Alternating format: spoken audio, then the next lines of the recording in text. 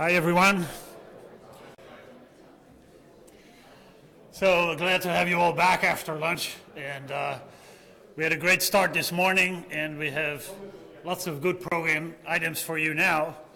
And in particular, the next event on our schedule, I'm immensely pleased to introduce our invited speaker, Dr. Sugata Mitra, who is from the University of Newcastle in the UK, only a short train ride away, and a pleasant train ride, he told me.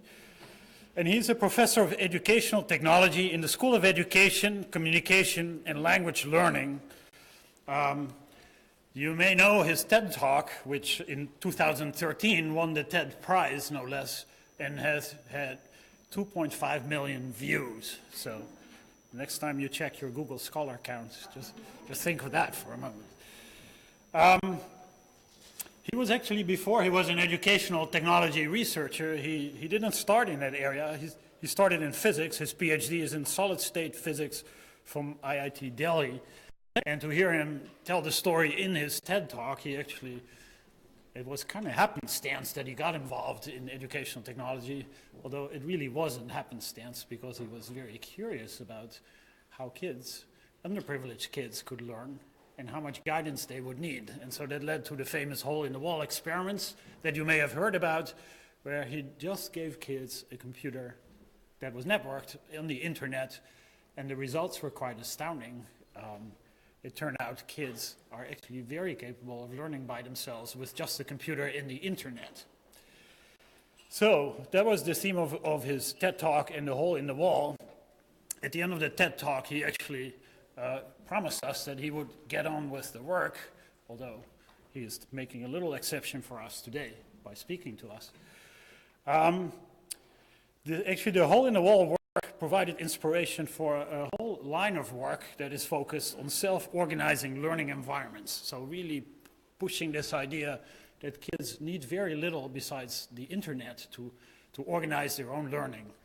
And as I already alluded to this morning, that idea confuses me a little bit because my reading always said that collaboration is difficult for kids, and actually regulating your own learning is difficult for kids. So without further ado, so I hope that Professor Mitra will help me resolve some of that confusion by the end of the talk. Again, we're extremely fortunate that he's speaking to us today, and I would say give him a warm round of applause.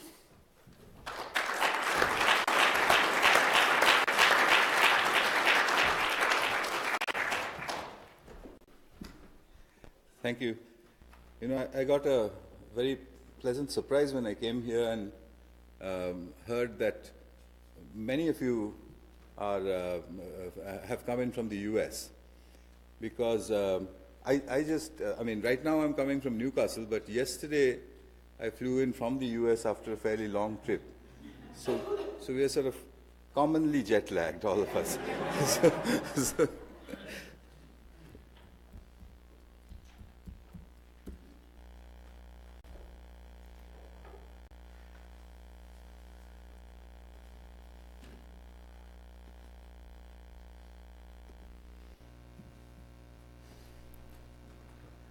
Well, so as you just heard from the chairman, that I am sort of an accidental entrant into education,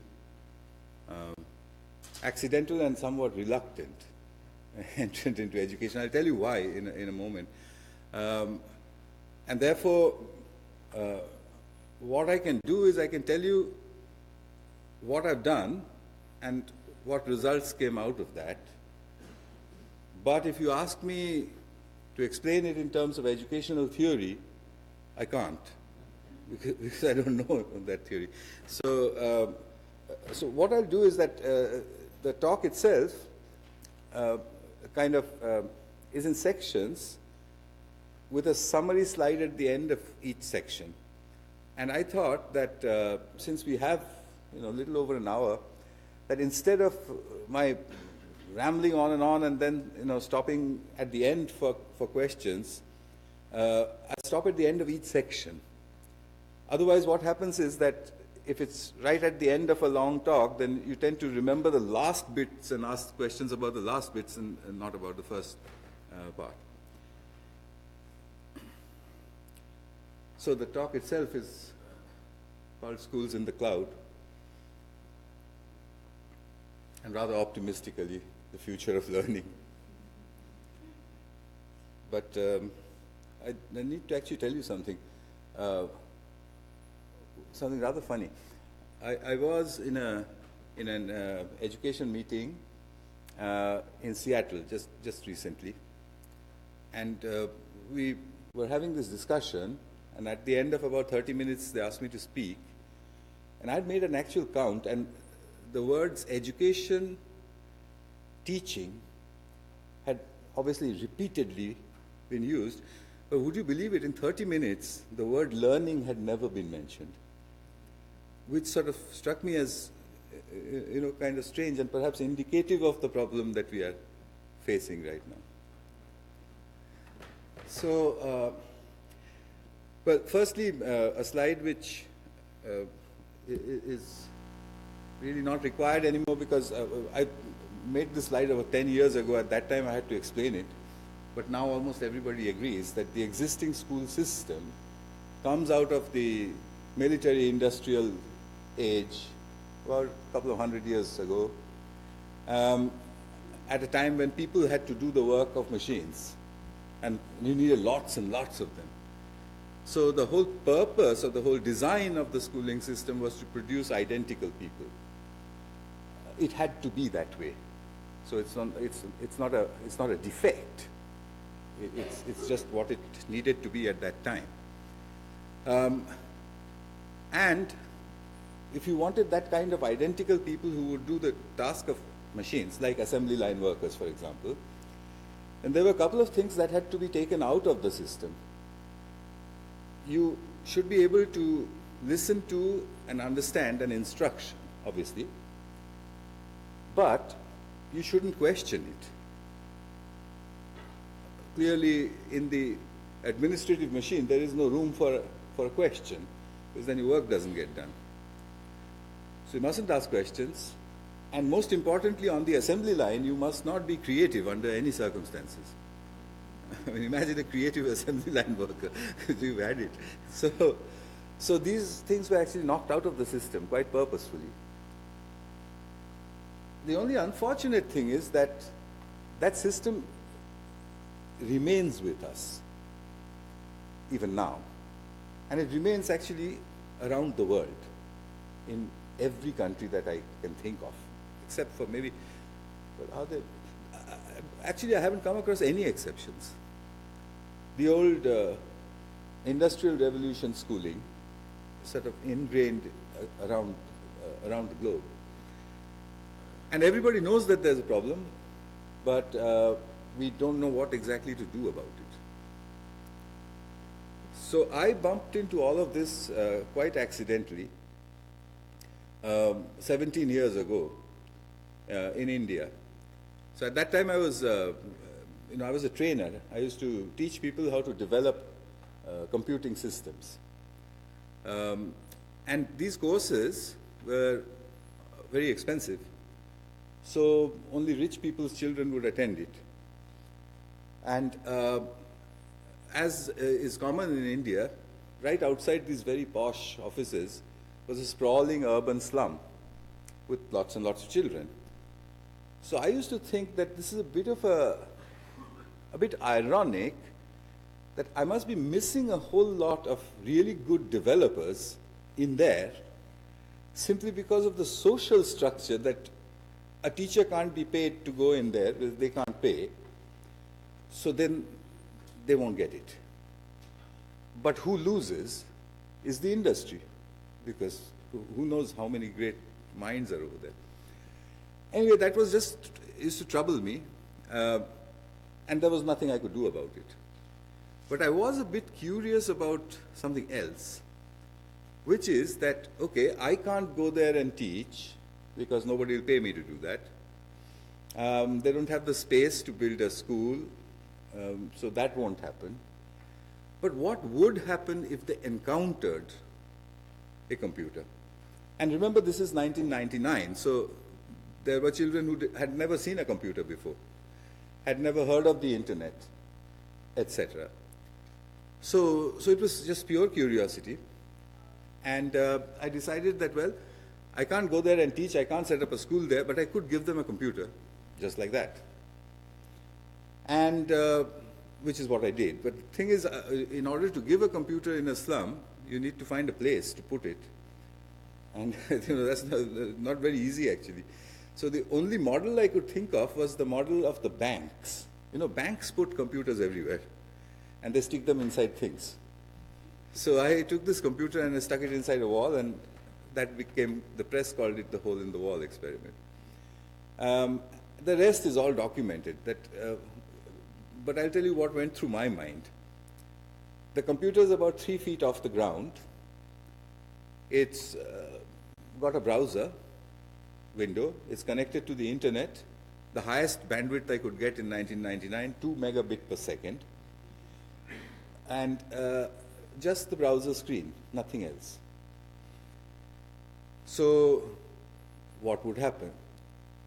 Now, if we put anything which is 3 feet off the ground, then the first people who come there are about 3 feet tall, surrounded by all these kids. And they said, what is it? Literally.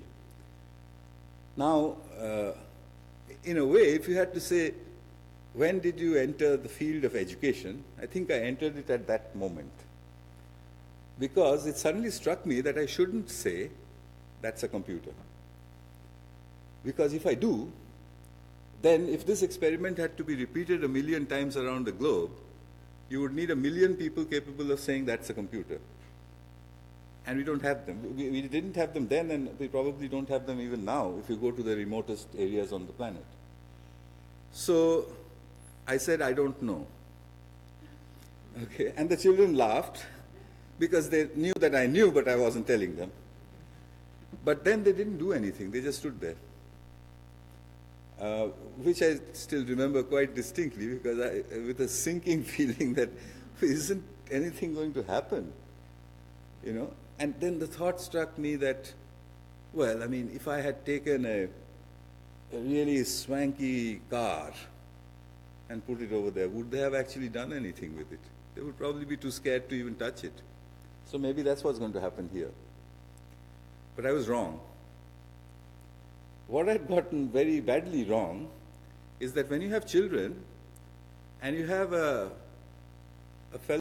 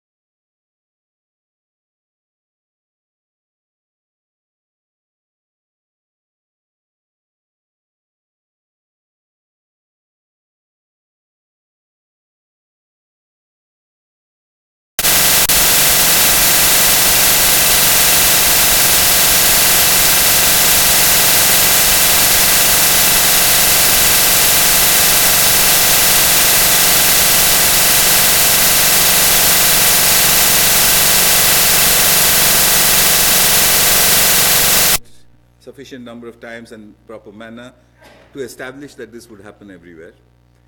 And I did that. It took 5 years. What the results showed is as follows. Groups of children given unsupervised access, unsupervised public access to the internet will, in a period of 9 months, go from a computing literacy level of 0 to that of the average office secretary in the West. So you can imagine it raises some very serious questions about the nature and purpose of training.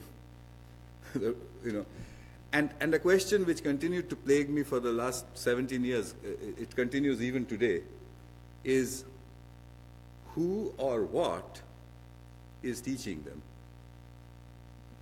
And we'll maybe today, towards the end of the talk, get to what might vaguely be an answer to that question.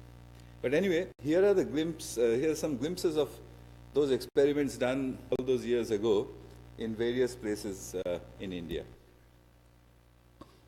This is the very first day at the Hole in the Wall, January 1999. And this fellow on the right is an 8-year-old boy, and his student who is 6, and he was teaching her how to browse. Then to the villages of Rajasthan, western India.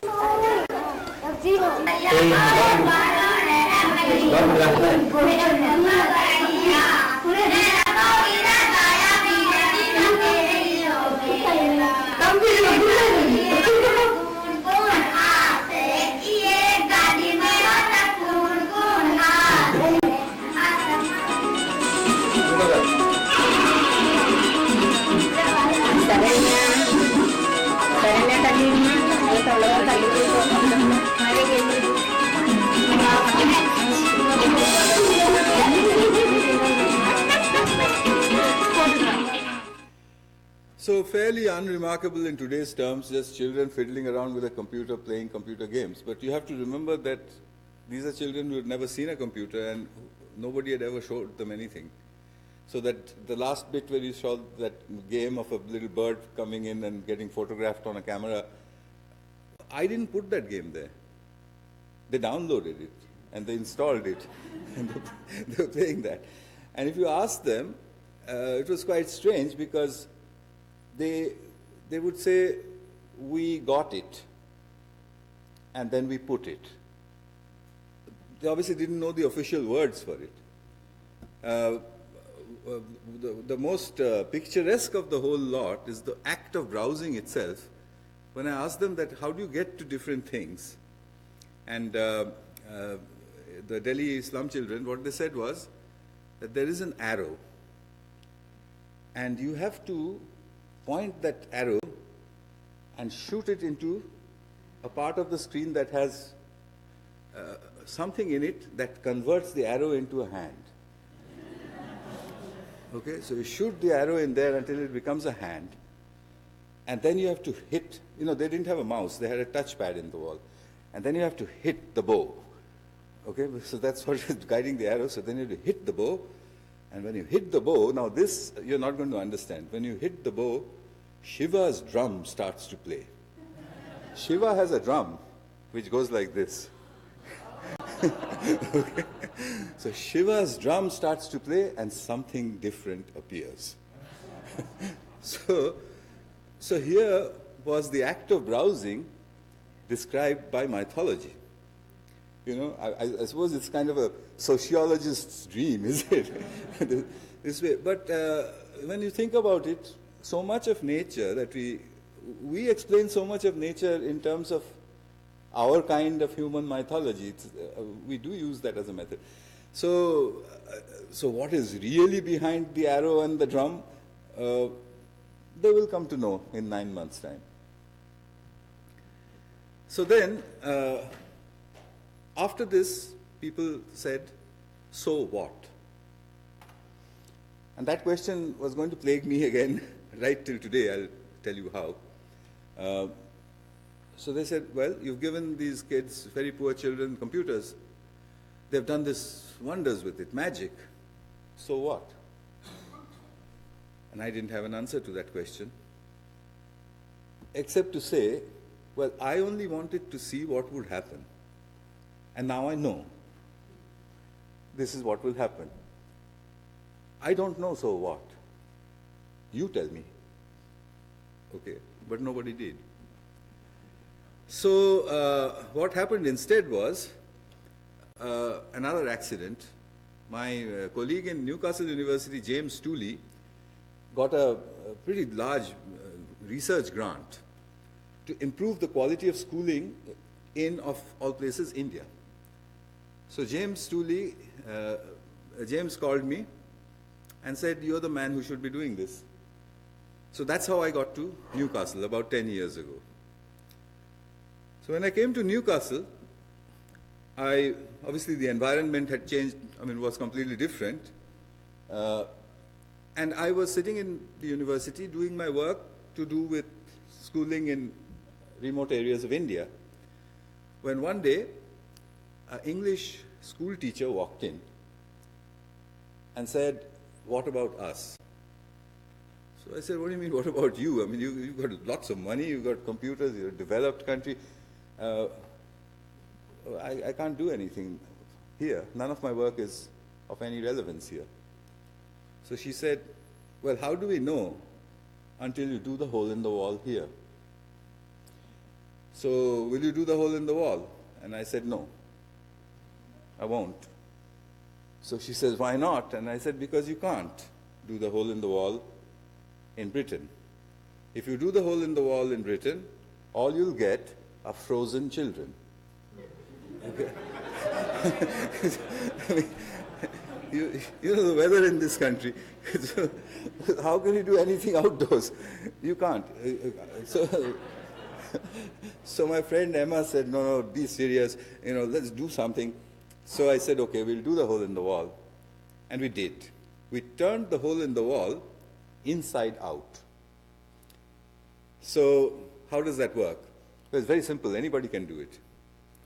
Take a classroom, empty out most of the furniture. Put in, say, 6 computers with big screens. The big screens are important, as I'll explain later. And get, let's say, 25 children in. So they come in, and then they say, what happened to all the computers?" So you say, remember the hole in the wall answers. You say, "I don't know. They went away. That's all I have." And then you ask them a question. We call them big questions.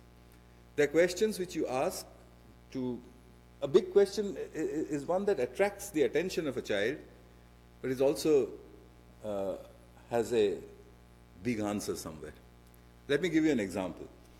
With 9-year-olds, you might ask them a question. You might say, "Okay, I've often wondered, why are eggs egg-shaped? Okay. Why aren't they circular? Why aren't they triangular? Why aren't they, cubes?" So the children will get into, they don't even look at the computers. They say, "Oh, they're egg-shaped because, and some nonsense." So you stop it after a while and say, "Stop talking nonsense. You've got 6 internet connections. I'll give you half an hour. You tell me, why are eggs egg-shaped? And let me tell you one more thing. I have no idea, so don't ask me." Which was true, actually. I'm sure if I go around the room, there will be perhaps very few people who know why eggs are egg-shaped. So it's the kind of question 9-year-olds like. And they like the fact that nobody knows the answer. Okay, so they go for it. How will they go for it? Well, you don't have to tell them to make groups. If there are 6 computers and 25 children, what else can they do anyway? Okay, so I found this one mistake that teachers will make. It's just, "Now, boys and girls, now make groups around each of these. You, and you over there." You don't have to do anything like that.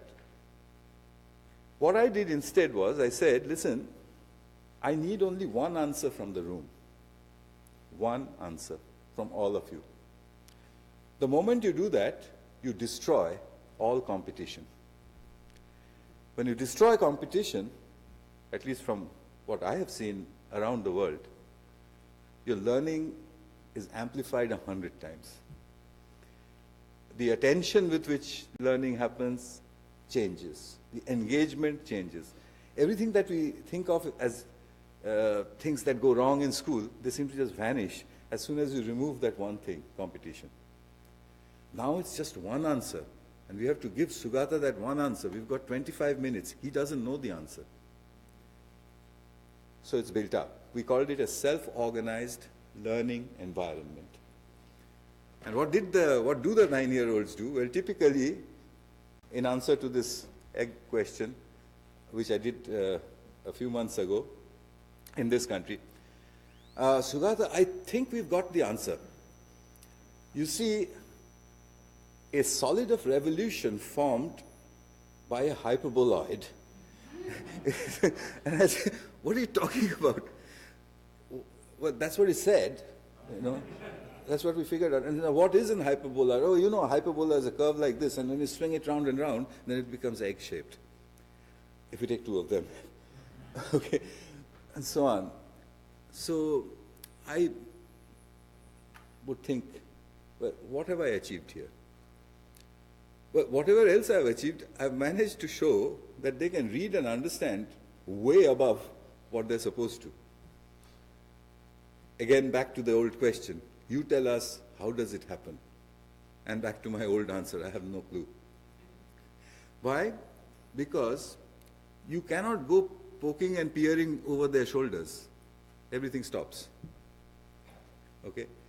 A self-organized learning environment will produce these miraculous results just by itself.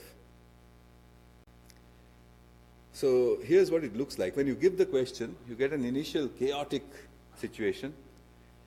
Then the volume suddenly drops. You find whispered conversations. Sometimes you get what I call flocking. Find all the children are onto one computer. It means that a major discovery has happened. That goes on for a while, and then they break up again into smaller groups and carry on the work. So here's a quick look at, I've taken various sort of slices out of different souls. Souls went viral around 2010. And teachers all across the world, every continent, started to do them in their classrooms. Mainly because I had given them, for once, a very important and a very correct approach. I told them, of course, what I told you just now about how to do it, but I also added to that, keep it quiet. Because this comes from New Jersey, from a school principal. I don't know how good it is, but it is disruptive. Okay? So that's why I told the teachers, you do it, but keep it quiet. Here's a look.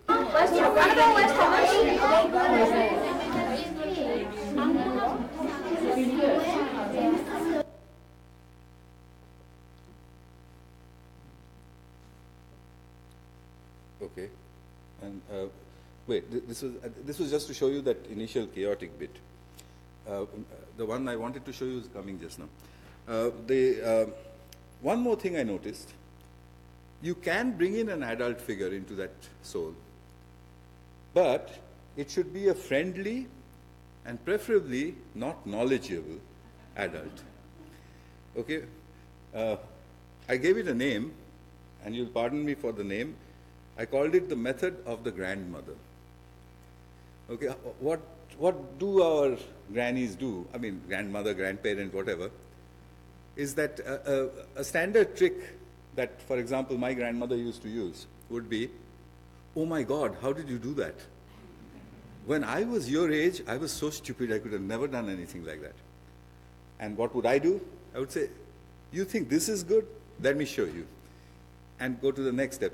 Only now do I realize that she was using admiration to spark off a learning spiral, and doing it expertly so that the child would constantly show off to her or him.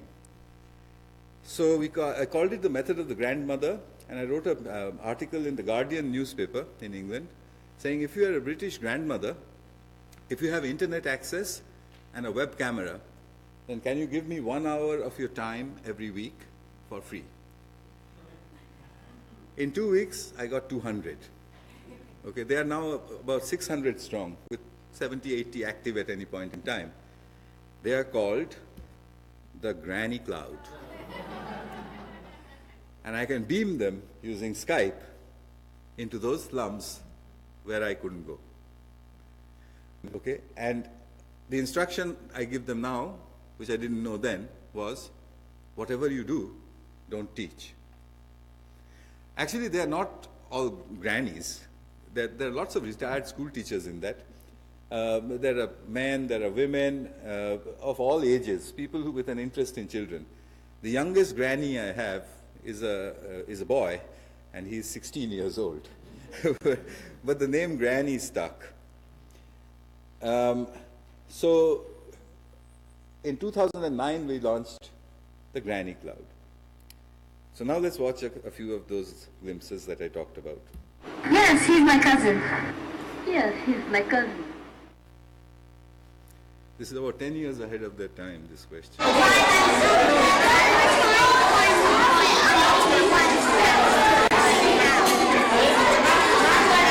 His name was Paul Cézanne. Cézanne was his second name and Paul was his first name. He was French. He was born in 1839 and he died in 1906. El mundo se va a terminar porque el mundo va a girar muy rápido y va a haber destrozos naturales. This is from Uruguay in South America. Anyway, the thing is, a soul looks and behaves exactly the same way wherever you do it. This has been told to me by many, many teachers around the world. It always looks the same.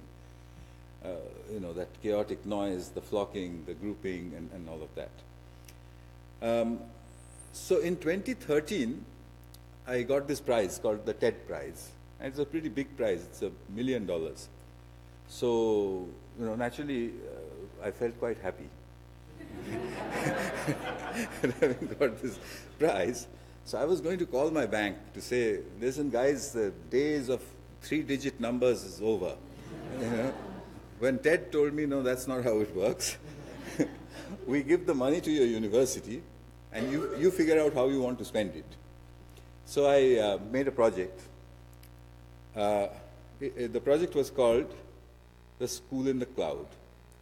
The idea was to take the self-organized learning environment, which, remember, is the hole in the wall turned inside out, add the granny cloud to it, and call it the school in the cloud. People often misunderstand it as that might be a website. No, that's not the case. It's a physical environment, but is steeped with the internet. So the project was that I would build 7 of these, 5 in India and 2 in England. The 5 in India, all of them are built. The 5 in India range all the way from the extremely remote parts of India. The most remote we have is a place called the Sundarbans, which is where the Ganges meets the Bay of Bengal. There's nothing there. No healthcare, no electricity, no schooling, nothing at all. That's the remotest. To somewhat less remote India. Then finally to urban India, inside schools. And then into urban England, also inside schools.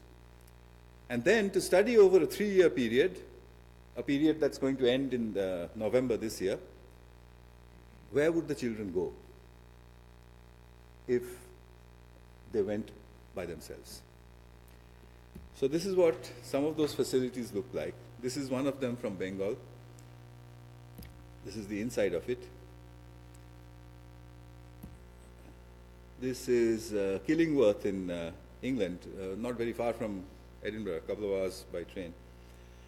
You'll notice there's an Xbox on the wall. And when I put the Xbox, the teacher, who's a good friend of mine, Amy, she couldn't, control her. So she said, look, I've agreed with everything that you've said, but the Xbox, and you're going to tell them they can do whatever they want. So what do you think is going to happen? So I said, what do you think will happen? Well, they will continuously play with the Xbox all the time. So I said, Amy, are you trying to say that you are not as interesting as an Xbox? Does that make you feel good? So she actually did take on that challenge, and if she was here, she could have told you that it's not that hard to be more interesting than an Xbox.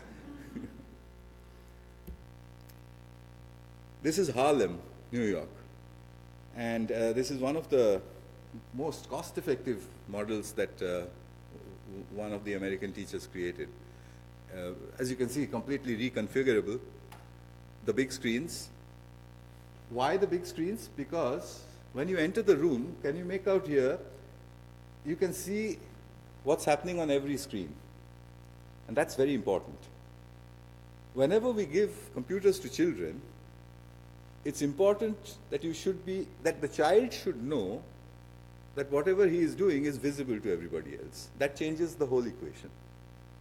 But we don't do that. We've chosen instead to take tiny devices, lock them up in their bedrooms, and then say the internet is terrible. I mean, if you ask for trouble, you get it. So this is the story of how the hole in the wall became the school in the cloud.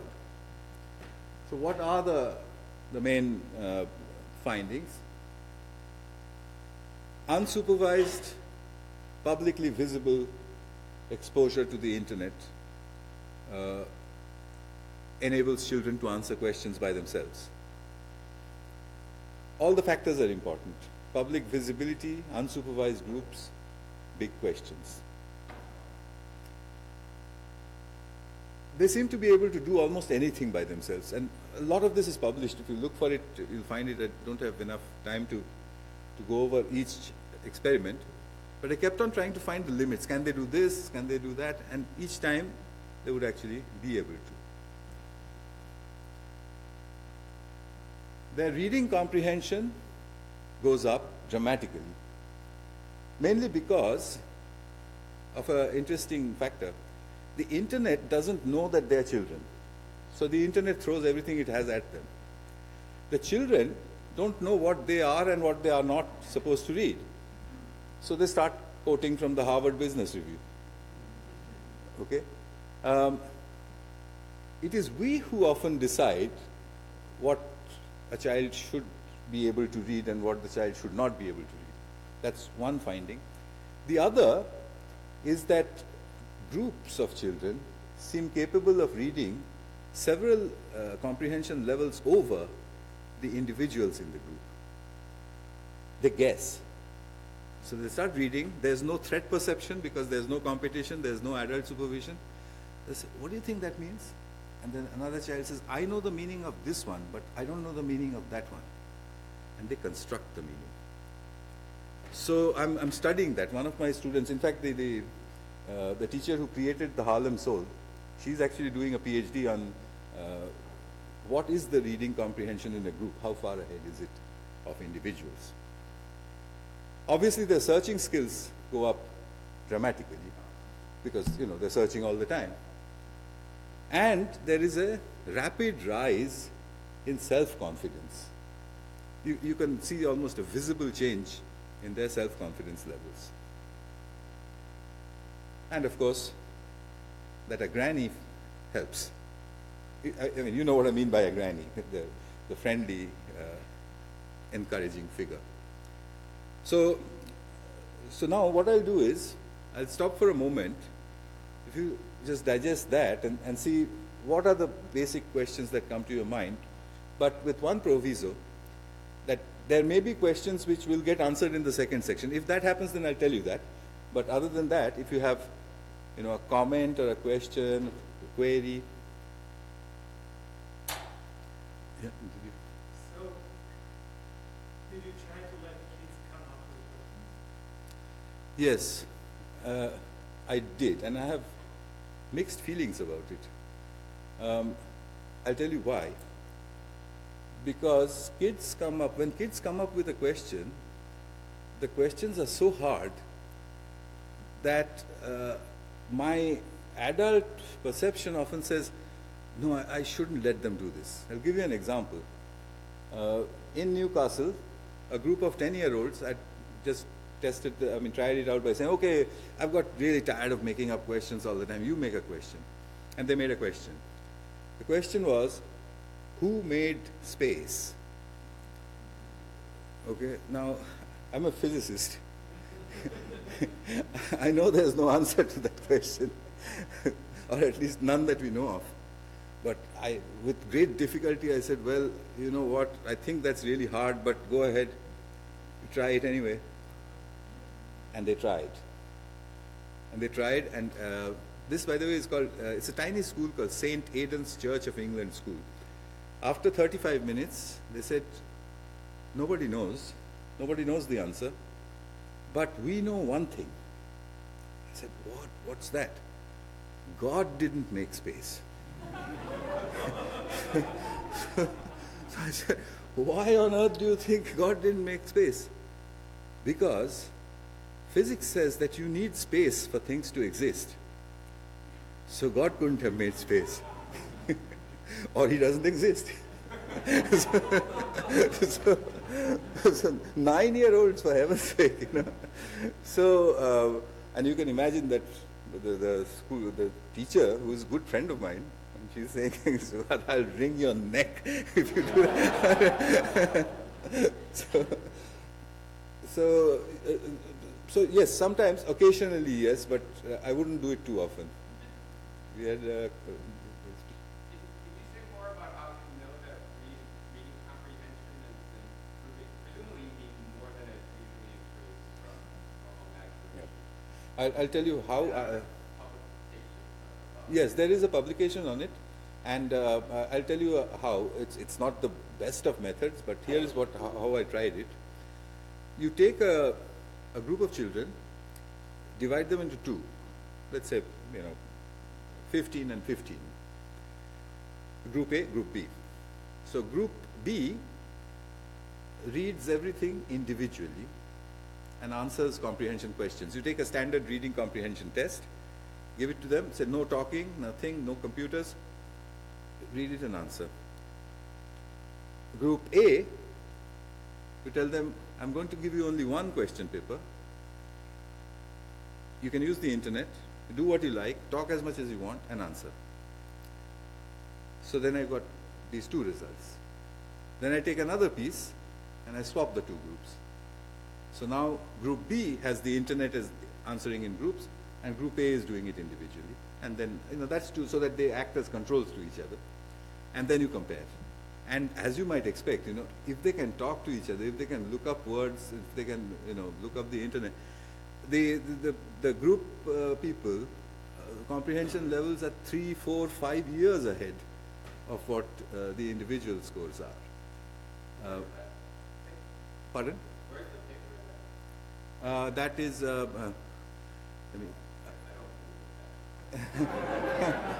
well, no, it will be nice if you can point out, because it's quite possible there are holes in it.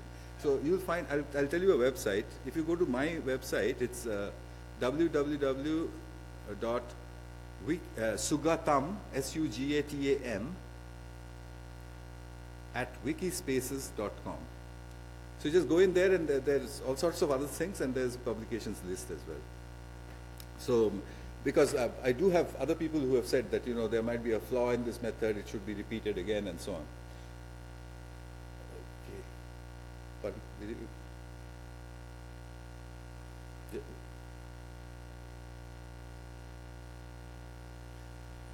okay, was there, okay, no question there?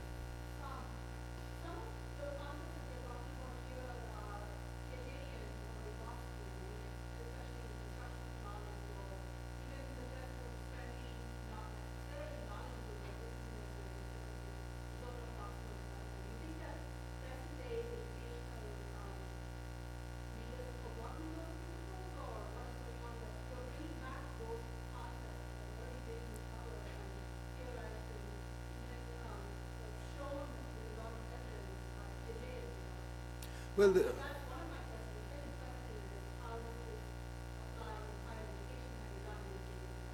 okay, so two very distinct questions.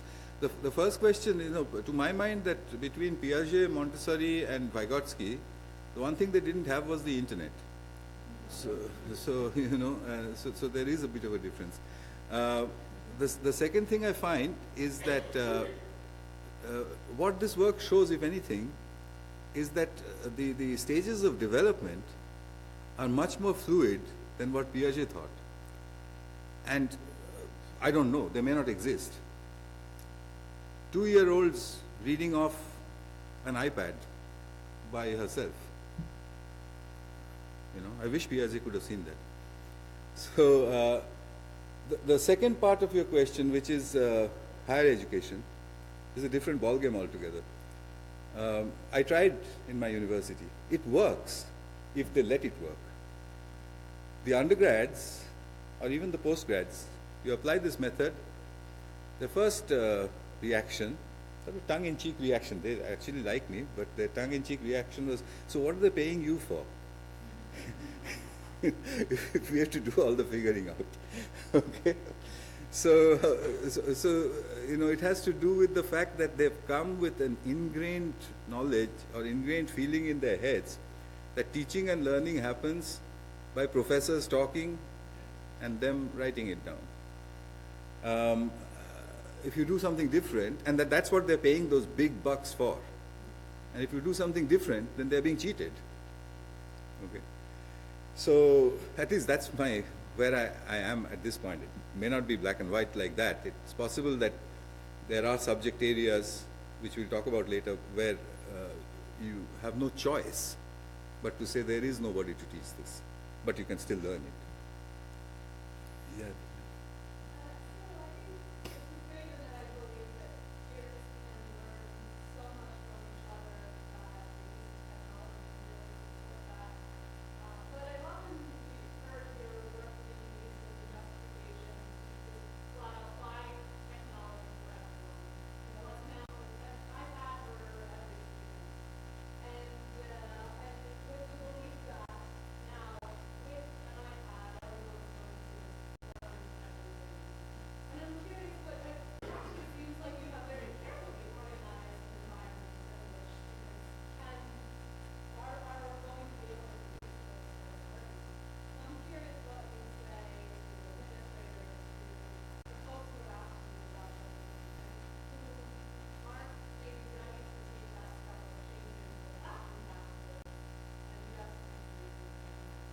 Well, I mean, what do I say? It's more like, I tear out the few hair that I still have left. Because well, first of all, my method shows clearly that restricting the resource is what accelerates the whole process. 6 computers for 25 children. Without that, it doesn't work. That I learned from the hole in the wall. You give 25 children 25 computers, there'll be 25 different games going on all of them. Okay, but if you give 6 computers, so you might say, why won't they playing games? Because they can never agree which game to play. Okay, and in any case, there's a challenge of the unknown that they're trying to answer together. So why isn't it happening like that in schools around the world? Why are all the schools buying 1 laptop for every child? Is because the computer companies don't like my solution at all. It's 75% cheaper than what they're proposing. It's 1:4. But there is a pedagogical reason for that, which I've seen over and over again, including this bit about reading, that reading, understanding, general comprehension seems to be higher when they're allowed to talk and when they're in groups, which in a way to me seems that, isn't it obvious? Isn't that how we work?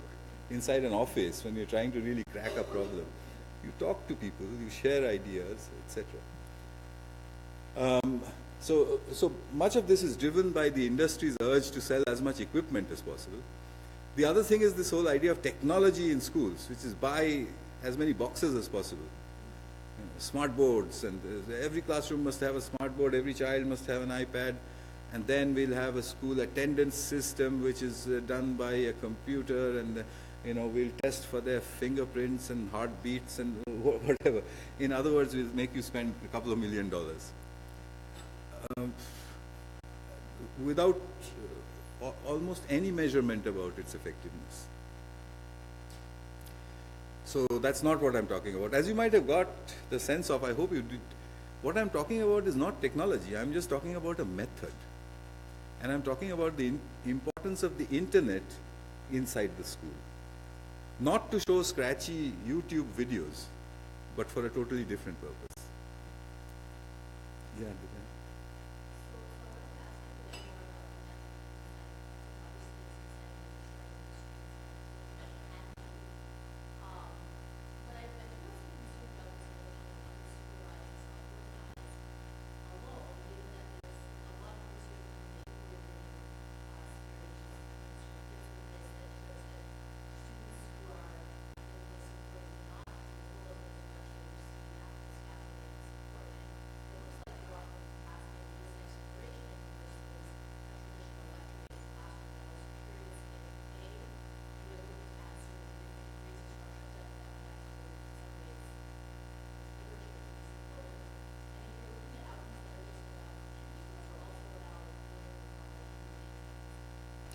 Well, first of all, much of the answer is going to come in the next section about the first bit. But the last bit that you said, I've tested on everything.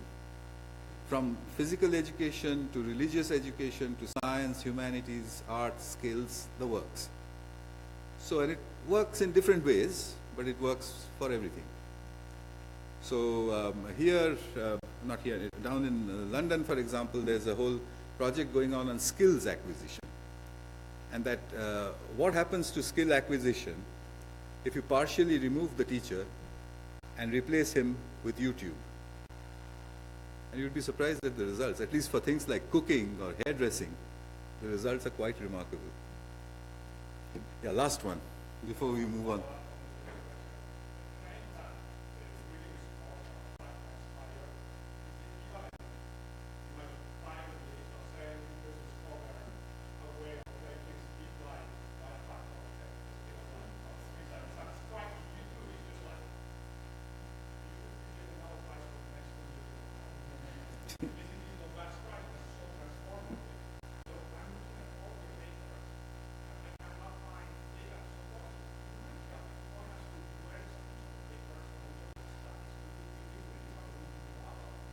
Yeah, yeah.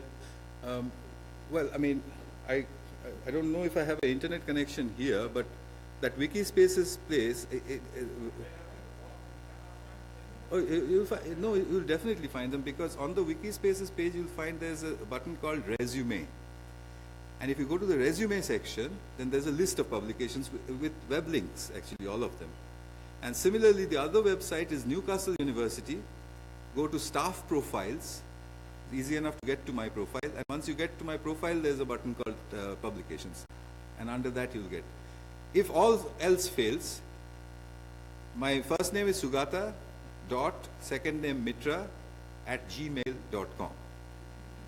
Okay, I can't guarantee an immediate reply, but I'll try. But do look at these two places, because all the links are there.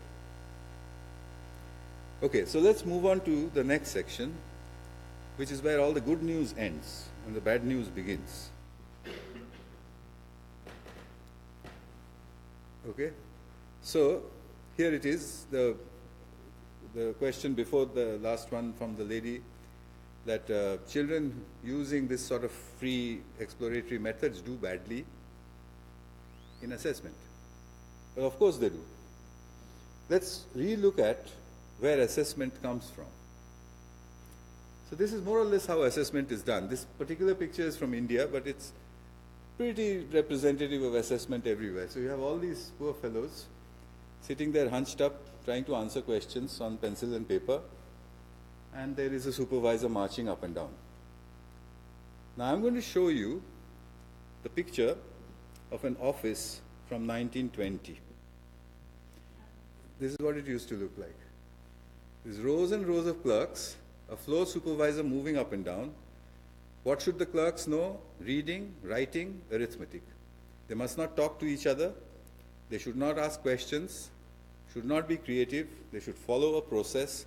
The supervisor will walk up and down and see if everybody is doing exactly what they're supposed to do. So now take a look and tell me, do you see a vague similarity? So my contention is that we are preparing our children for employers who have been dead for 200 years. Okay. No wonder there's a generation which asks the question, why are you doing this to me? Instead, they're all going to go into offices like this. Doesn't that remind you of the hole in the wall? That's what the office looks like. And if you have to prepare your child to work in an office like that, shouldn't his examination look like this?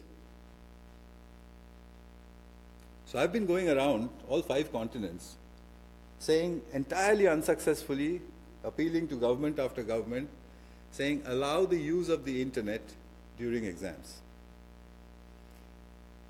Mainly based on what a 16-year-old from Newcastle once asked me.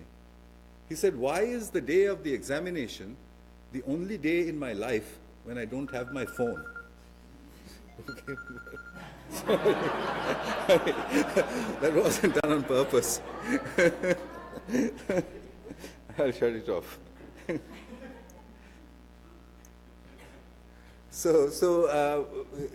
I tried to answer that question, but there really isn't an answer, is there? I mean, everybody here has a phone with them, and you probably use them 24/7 all the time to do everything. Increasingly, every single thing, except if there was an exam. So then I began to look at that exam and say that, how would it be if I were to ask you, okay, I'm going to give you a test. You have to tell me what the time is, except that you're not allowed to look at your watch. I mean, even if you could, does it matter? Okay? Or reading comprehension. I'm going to give you a reading comprehension test. Yes, sir, give it to me. Here's the test. And by the way, no assistive technology. Take your glasses off. No, Sugata Mitra cannot read. Okay? So, but we don't treat the internet like that. We don't treat our phones like that. We will. It's new. I suppose when eyeglasses were first invented, they must have looked like very strange objects. In a few years, it will anyway come into the exam. It has to. It will shrink, it will go down to a shape and size where you will not be able to tell whether a person is consulting the internet or not. Then what are we going to do? Last year in India, there was an incredible newspaper report which says, Army to check students for mobile phones and smart watches before exams. Army is the army versus the internet. Okay? So how long is that sustainable? So you allow the internet. If you allow the internet, it automatically means you are also allowing them to talk to each other. Because the internet is not only for looking, you can also ask people questions on it. So that's my second bit. What is the future of assessment? So if you take the child who has grown up in souls, learning to answer questions in groups by themselves, and you put him into the traditional exam hall, he's going to fail. And that's what is the answer to the lady at the back when she asked that there are studies where these children are doing badly. Of course they will. They will do terribly badly because they're doing an examination from another time. So current assessment systems look for identical responses from learners. Open-ended questions are not allowed. You can't ask a question like, what do you think? Because who is going to assess the answer? So the answers have to be exactly the same from every student. Use of the internet should be allowed, and that for fair evaluation of such exams, you probably will not be able to do it humanly. It probably will have to be a piece of software that does the evaluation. I don't know how, but that's what I'm working on now. I'm trying to set up a lab for examinations to look at what the future of exams should be. And I'm thinking of two things. One is, how do I evaluate open-ended questions? The other is a bit in the future. Can we look at brain scans and figure out? Now, I know everybody laughs, but there was a time when doctors used to ask you a lot of questions to figure out if your heart is working all right. If you had gone and told that doctor, why are you doing it that way? One day we'll be able to just see what's inside. He would have also laughed. So I'd give it 10 years before we knock out the whole idea of asking people to do things on pencil in order to figure out what's going on inside their heads. We'll look inside the head. We need research for that. We need big time, big money research. So that's as far as assessment goes. Any questions or comments about assessment? Okay.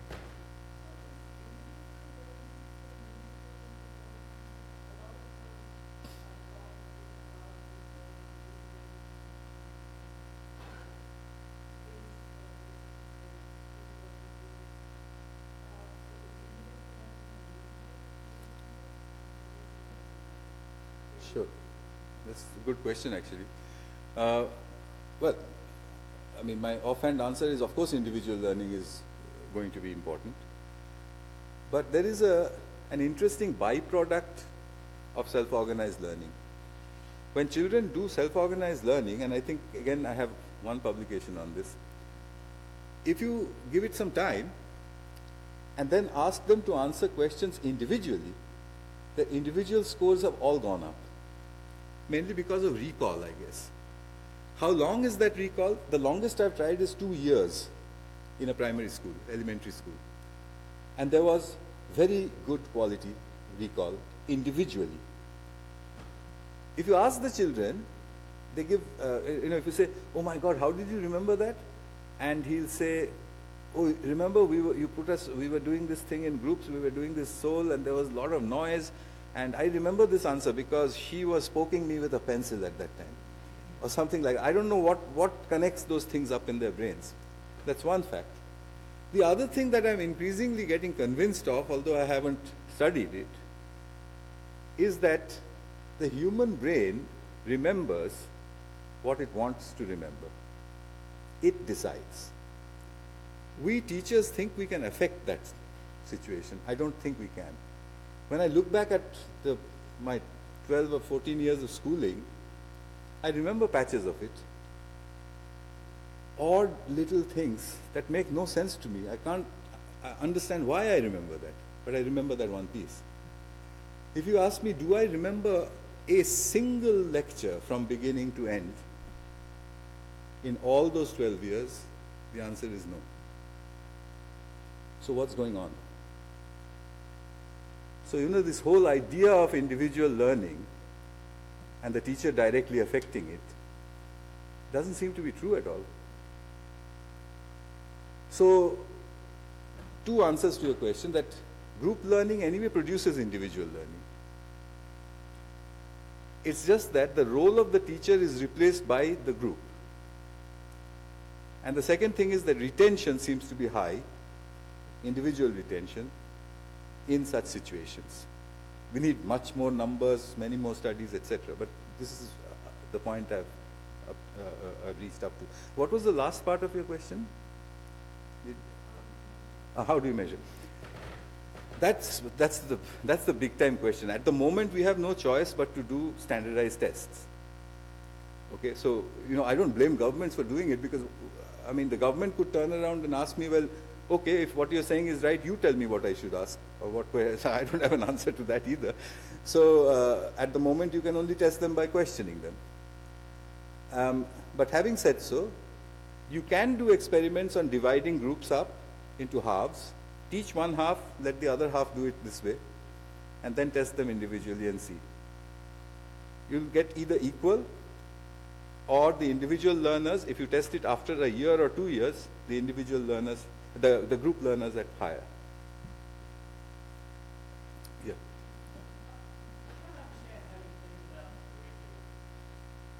That's the next bit.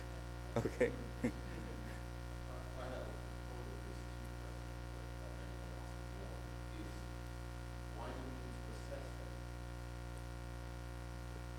Yeah, I've faced that question many times, that do we really need to assess? Because eventually, I guess in life you could say, life assesses us. Your employers, your relationships, and everything assesses you. So, why do I need to assess? But on a practical level, in order to get into university, the university wants a score. Of course, many of them are changing. Many of them have said, we'll build our own tests. But anyway, they will assess as well. And some are saying we won't assess at all. But just for practical reasons, if you have 30 seats in physics, you've got to have some norm by which you'll take 30 people. Or should we not? Should it be first come, first served? I don't know. We need a new model. But the question's good. Why should we assess at all? Okay. I'm going to move on because I'm running out of time. Well, the beginnings of an answer to how does this work, I think it lies in my good old subject, theoretical physics. We've known for 100 years now, well, a little less than 100 years, about 70 years now, that in nature, when you have a chaotic system, under certain circumstances you get spontaneous order. Like you have dust, you have a bit of breeze, and a little dust devil appears. Now if you say who made that, the answer is nobody did. It just happened. If you take a beehive, no single bee knows anything about a hexagon, but 10,000 of them together build perfect ones. There is no manager, there is no corporate structure. It just happens. So in the presence of the internet, and in the presence of unsupervised groups and the internet, are we seeing learning as spontaneous order? It's just something I'm leaving with you to think about. I cannot claim that that is so. It's just a suspicion. So I'm going to speed up now because we need to talk two things very, very quickly, in 1 minute each. Pedagogy, what do? I think we should put spontaneous order as into it. So does that mean you must do souls day and night? No, not at all. You might do one every week. Many teachers here use the soul to start a topic. They build a big question around the topic, do a soul, and then the children are interested. So after that you can talk and do your regular teaching a little more easily. Reading, writing, and arithmetic, I think we need newer names for them. They should get subsumed into comprehension as opposed to reading, because children get exposed to not just text but all sorts of things. Communication instead of writing. Writing by hand is obviously a waste of time right now, but any other form of writing into communication. And computation as the generic under which arithmetic falls. Can you compute the answer? I don't care how. So I wish I had more time on that, but we don't. Giving factual information is pointless. Google will do that much more effectively than any teacher can.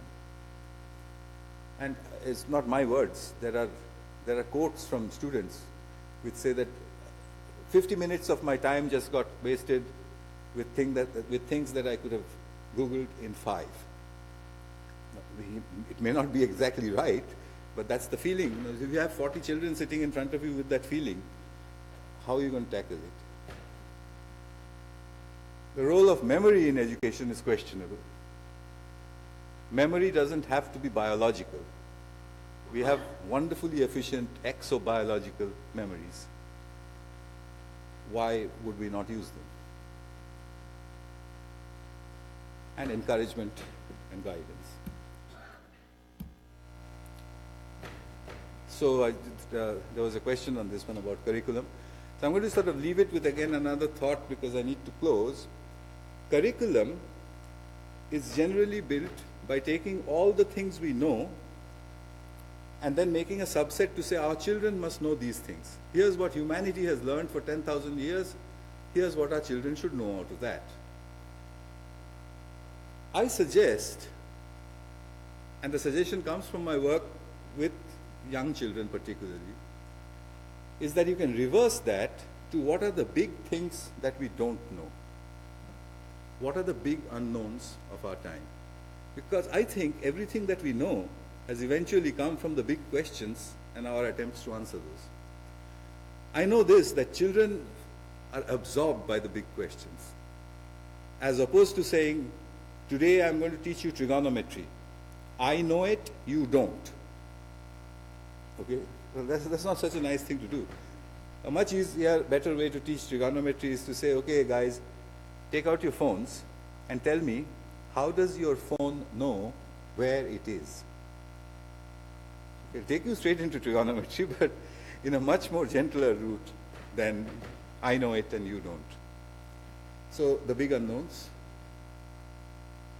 And the last thing, well, not exactly the last thing, but our education, I think, is just in case.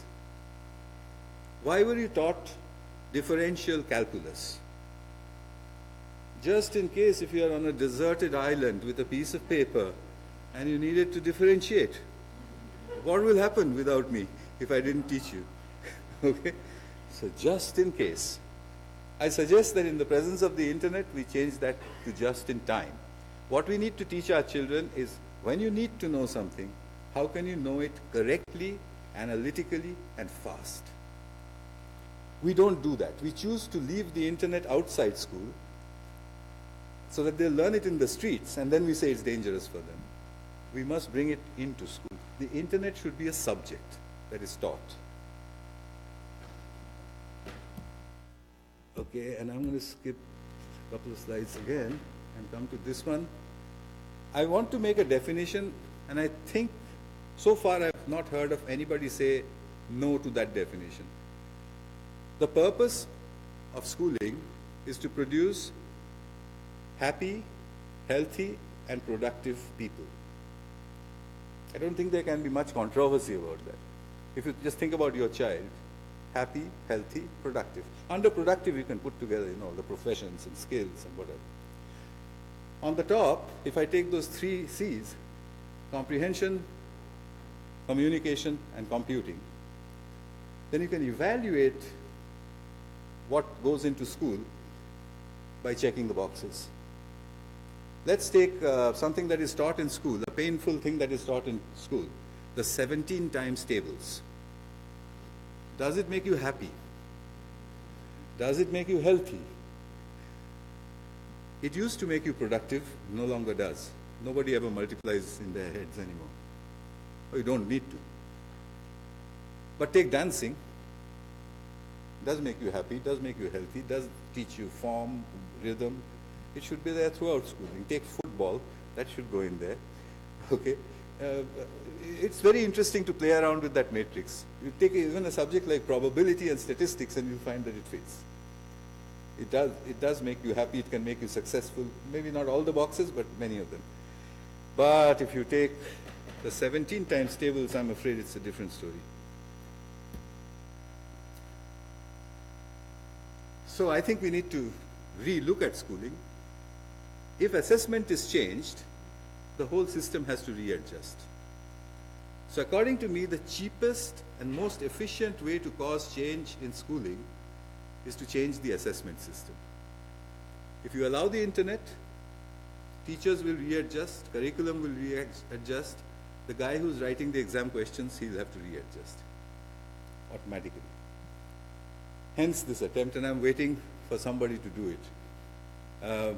I think it will be, if I had to guess, one of 2 countries, Denmark or Finland. And this year, a couple of months from now, both countries have called me, so please wish me luck.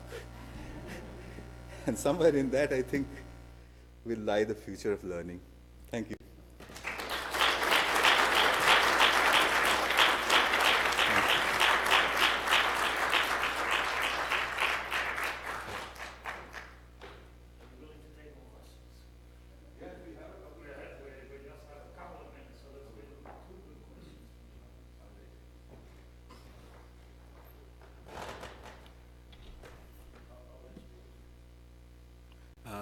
Let's see. Over here. Go back to your question. One of the questions you mentioned about who made space.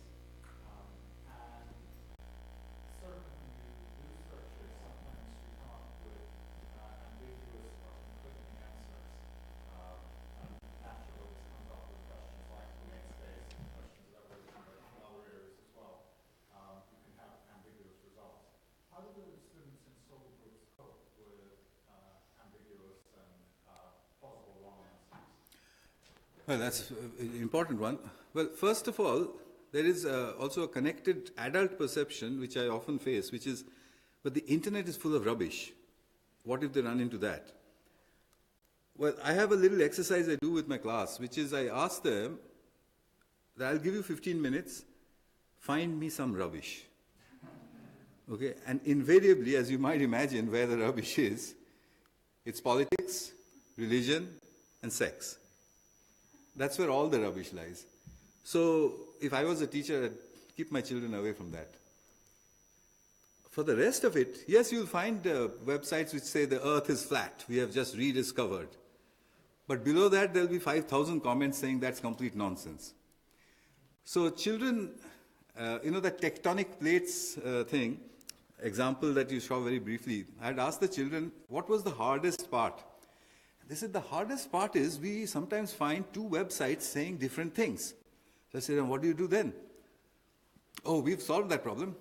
We look for a third one, and we see which one it supports, and then, just to make absolutely sure, we look for a fourth one, and if three of them say the same thing, we take that one. That's a PhD student's method of establishing truth. And they can invent that by themselves. So they Sorry, but this is why I said specifically questions where there are multiple possible answers. Yeah, so you can have situations where they'll say, what happens is, that's very healthy. What happens is you find in the group somebody says, I think it goes like this, and somebody says, no, that's not how it goes, because there is another point of view. And then, again, as the teacher, we still have a job, you know.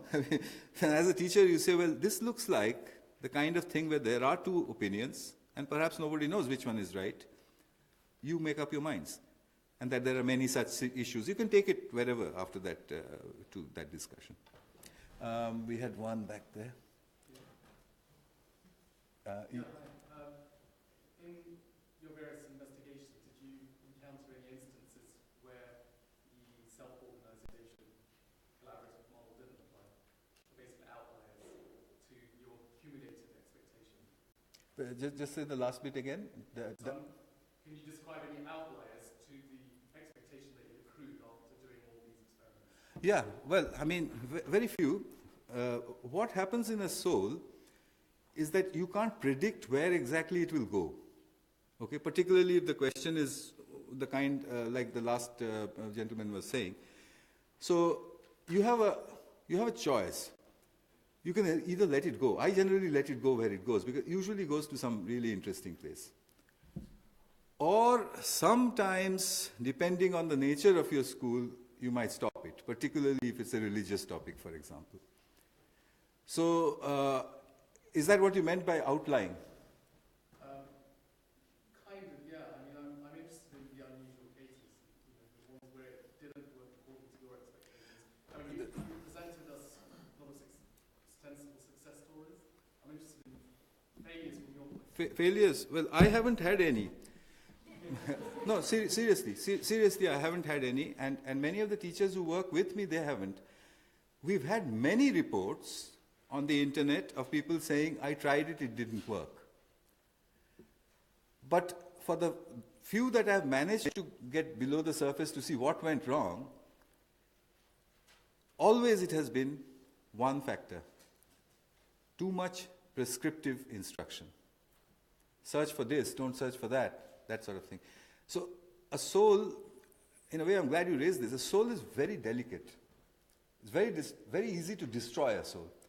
All you have to do as a teacher is to just stand up and say, please be quiet. The soul will disappear. And then you can say it didn't work. You know, they didn't find anything. They said it's all very boring.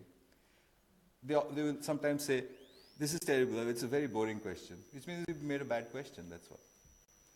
So there are blogs on, I mean, again, if you look at my website, there's a blog, there's a website called theschoolinthecloud.org, where you have thousands and thousands of teachers blogging about what they did in their sessions, and it will have both kinds. So let me step in here, and I know that there are many other questions, but in the interest of time, because our schedule, I think we should stop here. I think the questions are an indication that you raised many interesting issues. So I'd like to thank you very much for your very interesting talk. It has given us a lot to think about. We'll do that in a self-organizing manner. And maybe we'll give you one answer, but